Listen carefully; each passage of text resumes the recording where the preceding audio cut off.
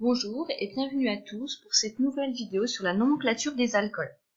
Alors, avant de passer à la nomenclature, nous allons expliquer dans un premier temps qu'est-ce qu'un alcool. Bien, pour obtenir une molécule d'alcool, vous prenez la molécule d'alcane correspondante et vous allez substituer l'un des atomes d'hydrogène par un groupe hydroxyle. Comme ça.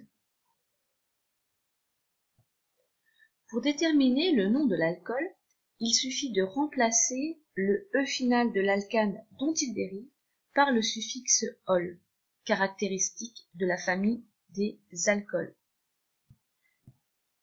L'exemple qui figure à l'écran dérive d'une molécule d'hexane. Par conséquent, il s'agira d'une molécule d'hexanol. Mais dans un dernier temps, nous devrons préciser la position de la fonction hydroxyle. Pour cela, deux possibilités. Soit on numérote la chaîne carbonée de gauche à droite, ici en vert, auquel cas nous obtiendrons de l'hexane 4-ol. Autre possibilité, on numérote la chaîne carbonée de droite à gauche, ici en rouge, auquel cas nous obtiendrons de l'hexane 3-ol. Nous appliquons cette dernière règle, sachant que le sens de numérotation retenu est celui qui donne le plus petit indice de position au groupe hydroxyle. Alors, petite précision ici, le groupe hydroxyle est porté par cet atome de carbone que l'on appellera le carbone fonctionnel. Le carbone fonctionnel devra avoir le plus petit indice possible. Par conséquent, nous garderons la numérotation en rouge et la molécule sera appelée de l'hexane 3-ol.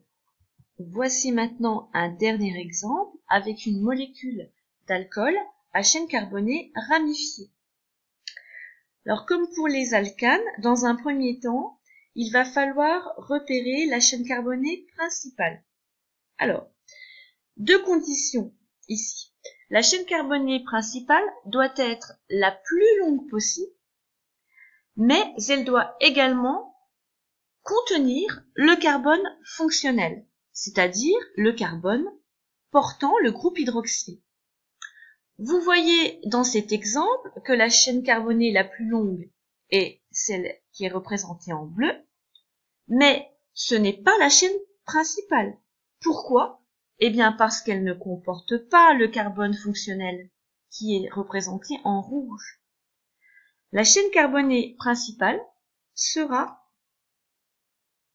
celle-ci.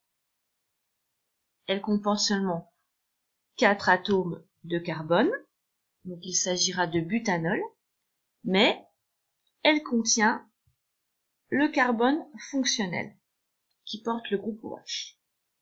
Nous allons maintenant déterminer la position du groupe hydroxyle, soit en numérotant la chaîne carbonée de droite à gauche, ici en jaune, auquel cas nous obtiendrons du butane 1-ol, soit en numérotant la chaîne carbonée de gauche à droite, ici en rouge, auquel cas nous obtiendrons du butane 4-ol. Nous retenons le sens de numérotation qui permet d'obtenir le plus petit indice de position. Donc ce sera ici la numérotation en jaune. Nous obtiendrons une molécule de butane 1-ol. Pour finir, dans une dernière étape, nous allons identifier les ramifications et déterminer leur position. Alors toujours en utilisant notre sens de numérotation en jaune. Donc deux ramifications. La première est une ramification méthyle, elle est portée par l'atome de carbone numéro 3. La seconde est une ramification éthyle, elle est portée par l'atome de carbone numéro 2. Je vous rappelle que les ramifications sont classées par ordre alphabétique. Par conséquent, cette molécule s'appelle du 2-éthyl-3-méthylbutanol. J'espère que la nomenclature des alcools n'a plus aucun secret pour vous, et je vous donne rendez-vous à une prochaine fois pour une nouvelle vidéo. Merci.